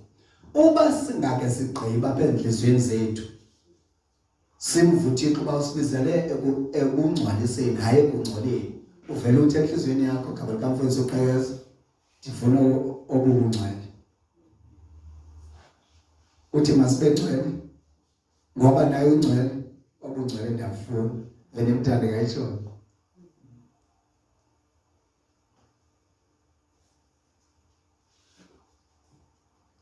uba ithi ngoYesu xa ithetha ngaye edibana nentombi equleni athi angathetha apha ithi yima siyayazi uba uYesu Mesaya sasixelela konke athi uba ukhozayo oza kuclearisha izinto ezingaqondakaliyo ndifuna yena ndivile uba umntu unento yakhe wonke umntu unento yakhe nam ndifune yam enkosi esikelele apha phakathi kwenu akho mntu unento yakhe ungathi kanti uthetha ngabantu ababephaya abanento zabo kanti mkhaya umntu unesinebo sakhe kwezisikelele kanti umntu ngamnyama unento yakhe uthi uThixo unceda ozincedayo iphi loo nto eBhayibhileni iphi abantu bayazithetha into ezingekhoyo abantu bathetha iBhayibhile yasesifihlweni hayi isifihlweni ngazivinto njalo hayi ke bazalwane njengoba nani nisazi uThixo unceda ozincedayo bathi abazalwane amen usukela nini ngoba into endiyaziyo mna uba uyazinceda wena uyabukela uba uyiqinele loo nto ziyojonga incwadi kaIsayi nithini namamendu kanibaleke kodwa into endiza kuqinisekisa ngayo ukubana iintshaba zenu zinamendu kunani litsho izwi likaThixo ubuyabaleka kuzakubaleka uzawubaleka phela manje uzibona uba ulenzi ixesha uzapha enyaneni kulapha kulinde khona inkosi esikelele xa ngabe bazalwane masiyibambeni lento sisenza ngendlela engalindelekanga sinika iintshaba zikaYehova ithuba lokwenyelisa sinika iintshaba zikaYehova ithuba lokutshapisa ifana nokuba umzekelo singabazalwane laa nto ibithetha ngokwanele uba beza abazalwane bezosijoyina thina sithethe nabo ngendlela engeyiyo sibaphathe ngendlela engeyiyo sinika iintshaba zikaYehova ithuba lokutshapisa kuba eneneni alikho ibandla eliyenzayo le nto abekho abantu abayenzayo le nto naba becinga uba bayayenza beyithetha ndifumene into okokubana abayenzi ngamanye amazwi udabe abuya nalo umntu ayilulwe libefana uba ubuya nalo ngamanye amazwi umenzela umntu ubana makabo ungqinelana neentshaba zikaYehova ezithi akukho mntu uphila Bhayibhile uyawuhamba uliqeda ikhona loo nto ayikho mamelani ke bazalwane iBhayibhile ithi masiyibethe ithi tu intswelakwazi yabantu abazintswele kuqonda ngokwenza okulungileyo sizayithulisa nini yonke lento ngokwenza okanye xa sisenza okulungileyo xa senza okulungileyo ke asimane senza okulungileyo senze nokubi senza okulungileyo bubomi bethu yize nesicelo isikhuthaza iBhayibhile ithi asingadini okanye asingakhuquki ukwenza okulungileyo if uqinisekile uba le nto yenzayo ilungile le nto yenzayo irayight yile itsho ilizwi likaThixo yenze noba abanye abayenzi yenze futhi uyenzela wena and uzawuawadwa wena ngayo hayi abanye inkosi isikelele ngoku le nto ke Nkosi le nto zihlobo zenkosi isibizele kuthini make umntu nomntu dlamini agqiba apha enhliziyweni yakhe uba kanti ndim lo uzakwenza le nto ibizwa nguThixo kum akuphindi kubekho umntu okanye naluphini utshaba lukaYehova olufumana into yokugxeka into kaThixo ngenxa yelaa micala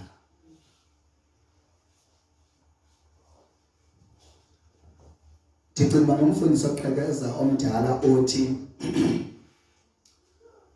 uthi omnye wabukela usindiso waluthanda elibukela emntwini wathi ndihalela ubanje kwelakhe icala wabe ebukele usindiso kumfana wayethile efunda naye eklasini owayesisibhoxi somhlaba engakhathalele tishala esenza whatever abeyicinga phofu ephuma ecaleni engenziwayo nangabo bengakhonzi wathi kusindiso lonje andifuni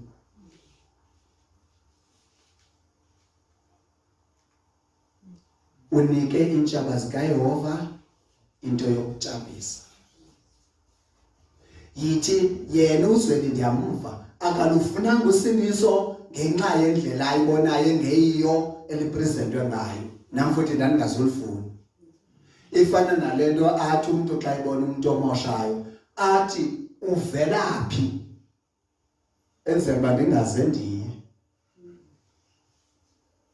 ngela xesha sasakhula ke babebeka kekeleyo namhla bathi uvelaphi nam ndiye ngoku sobona into ovelaphayo uba ukekele usafuna uyoziqondela ixolo mna tata Bheki ukuthi nje uvelaphi enzela uba ndingasazidina ngoya kwelo cala seyicacela uba kulunga into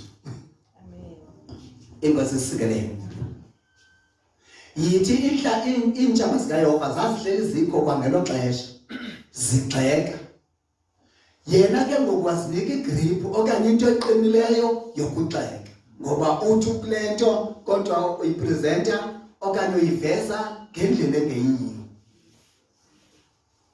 make sithi ke ngoku bangapha abafela kuloo nto ethi ubusindiso lunje andibunqweneli ngoba sholi kubantu abaninzi kwakuthi bakuthethwa usindiso avela acinga la mfana ayibone yonke enye into athi ewa ngabe ushumayela lona usindiso njengoba eshumayela nje ukona indlela okwenza izinto yile yala mfana sendiyibonile indlela yabe ihamba kanjani uzawungena umuntu asikafumane afunyane kukufa ke ngoku othuke ke ngoku namhla xa egwetyelwa izono zakhe phambi koThixo kubizwa nayo amagazi ababantu abamisilidileyo phezu kwakhe hayi kaloku iBhayibhile bazalwane bami kwincwadi kaHezekile umprofeti ithi ukuba umveleli uthe elubona utshaba wasibetha isigodlo abalumka abantu lizawubafikela utshaba bengaluhoyanga lubabulale igazi labo lizawubizwa phezu kwentloko yabo kodwa uba uthe ebetha isigodlo xa ibona utshaba bangahoyi abahoya abantu in fact ulibonile utshaba akasibethe isigodlo ngelithi bahleli bengazukhathala lizawubafumana utshaba kodwa ngenxa bengabalumkisanga yena igazi labo lizabizwa kuye eba iwesi ke ngokulona uwesi kunalowa ngoba yena uthe ebekwe uba abe sisibonelo kubantu bonke mamelani kaloku bazalwane bethu ithi iBhayibhile uThixo usenyule uba sibe sisihomo sakhe usenyulele ntoni sivakalise isihomo sakhe then xa ke ngoku thina benyulwa bakhe bokuba sivakalise isidima sakhe sibonakalise isidima sakhe siveza the opposite senze yona then ipossibility ukuba sizawubethelwa ukungenzi ngendlela right sibethelwe ukumisleada bona amen nansi lento ndiyithethayo yile nto ke ngoku ithi ifune umuntu bamakacinge kabini mamundleleni yebazalwane bethu umuntu angake angakholwa bezi zinto sizithethayo zinjengoba sizithetha kodwa qiniseka zizakwenzeka ngohlobo into endiyithandayo ke okubana xa zisenzeka ubani uzawukhumbula into embi ke ngokuba ngexesha ekhumbula ngalo akusekho nto angayenza kuba umprofeti uMalaki kaloku nguye luthi yezimini evutha njengeziko apho uzawucaca umehluko phakathi komkhonza uThixo nongamkhonzi uzawucaca umehluko phakathi kwelungisa nongendawo hayi namaxexelana wena angamane sithi hayi siyafana siyababona uwila abanomnuko abathetha kangaka efemini siyafana Thixo nenceba Uzasibabala uThixo wethu. Asizusindiswa ngamisebenzi esiyenzileyo. Okay. Ithi intshumayelo xa ithi uThixo uzasimisa enkundleni yakhe yamatyala. Asiphendulise ngezinto zonke sizenzileyo.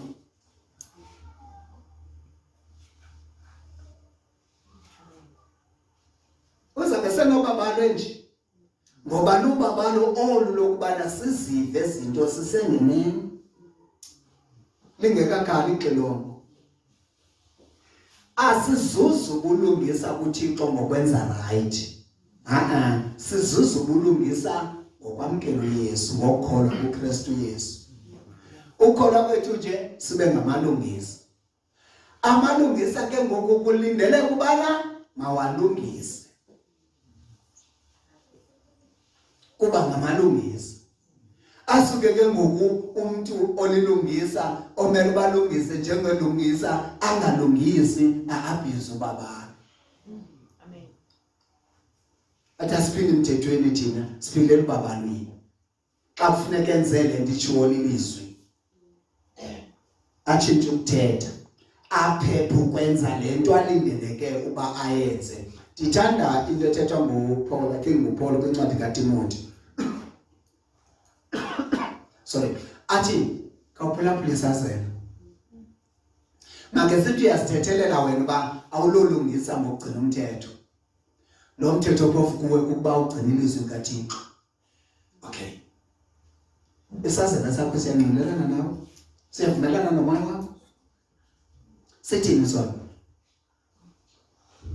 Ngoba nawe uyayazi ubana uyaphepha nje ngokuziphendulela oko.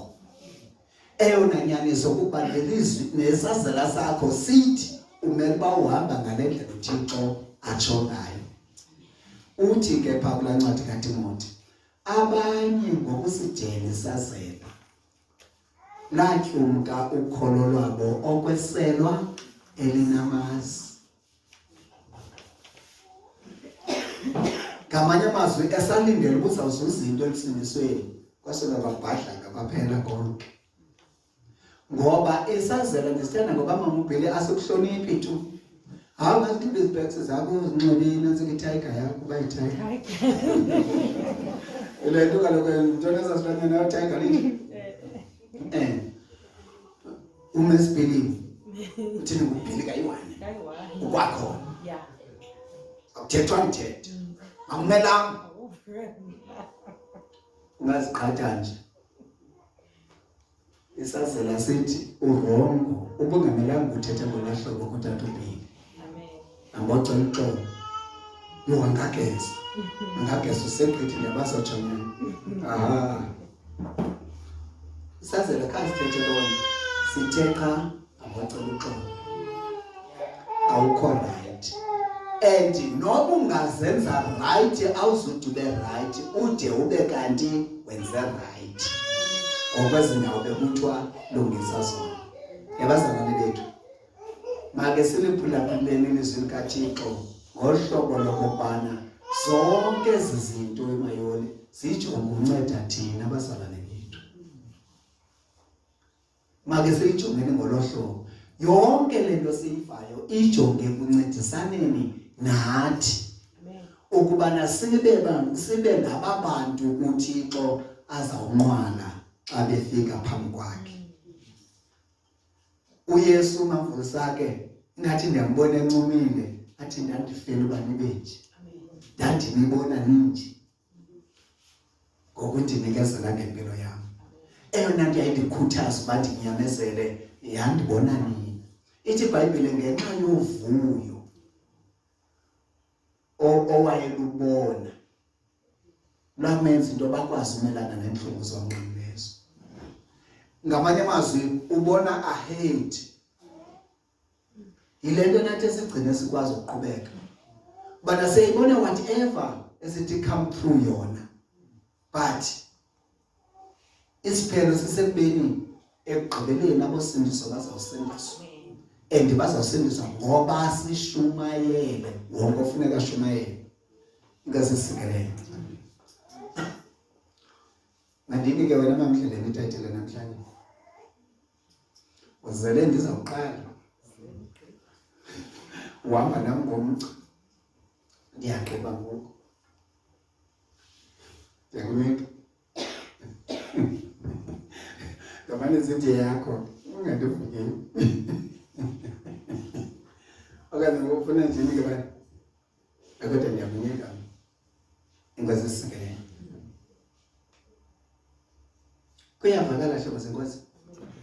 Into endikhalela siyibambe.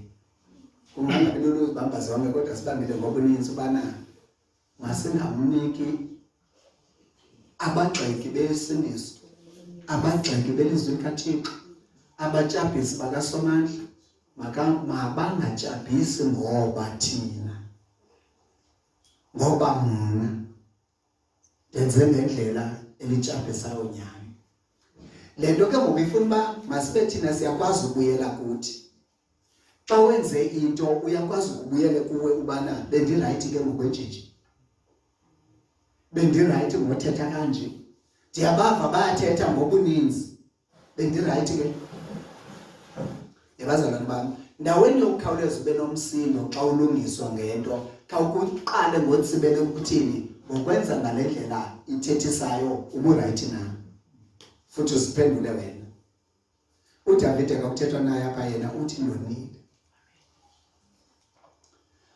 Akuthiwanga kuhlawuthwa loo ndoda nguwe, waxelisa uSawule wathi kodwa ke khawundizulise phambi kwaba bantu, khawuhambe nami.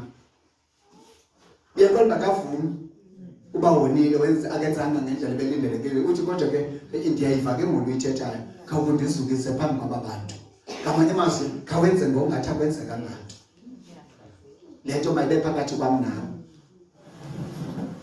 Phofu akayivumanga. Inkosi isisekele.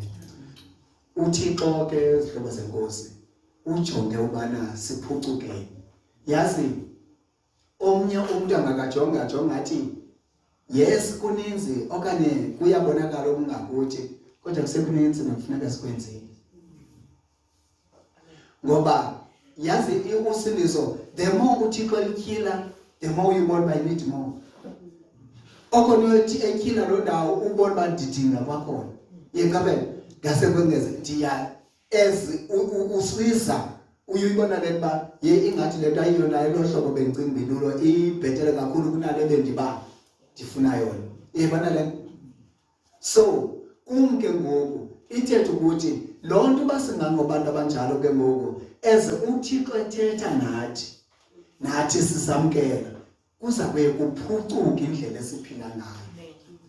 The more ke ngoku kuba njalo kuyanyani kucaca ukwenza kukaThixo ezimpilweni zethu, bubonakala ubuThixo bukaThixo kuthi. Kodwa ke ngoku into ezawubambe kubana singqine thina ngemilomo yethu ba uThixo uyaqhubeka uyagalela uyaqhubeka uyathetha nathi kodwa impilo zethu zime ndawonye. Asichange.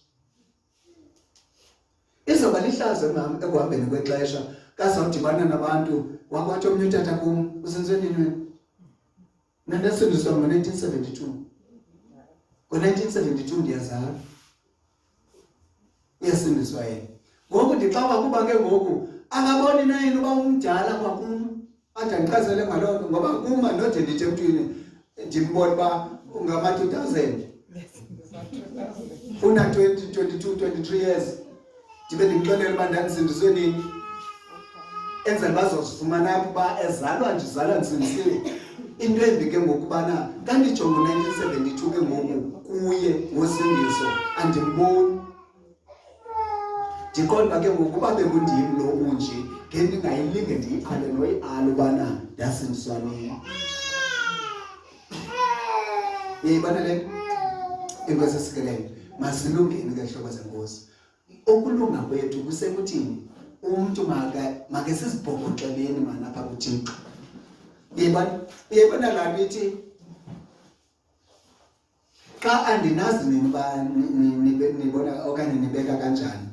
Yabona mina njengoba ndisindiswe ngoku ndisindiswe for good.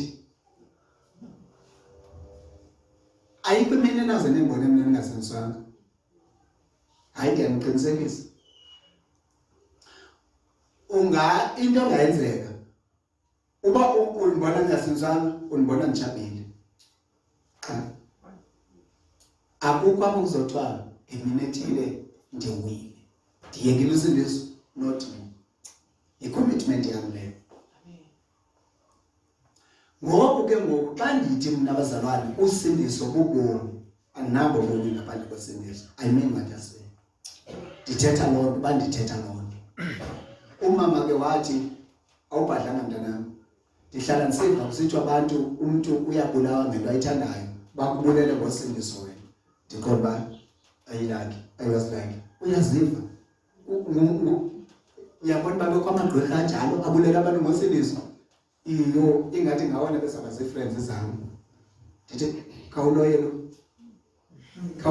asindiswe ngolo hlobo benza ngalo xa ke kusuka bengawasindiswa ngentakatho bengazibanga abahlobo ngoba kaloku uyaqonda uba bezawuyenza le nto phantsi kwefuthe lalo moya ke ndiyarhoxisa into ezisikeleni ngoba uyesu wanene idinga nje uyesu ukholo lwethu kuKristu Yesu qha hlobo zenkosi inkosi esikeleni. Into yosindiswa ifuna ukunyaniseka hlobo zami andiyazi bani ngatsho kangaphi ekusindisweni wameneza uziloyile. Amen. Into kuhlungu ke ekumenezeni ekusindisweni kukubana sewugqiba ke simbongile kuthini uyeka umeneza akuyekeki. Anjani manje ngithi ayeke ngani niyadlala iyayeke.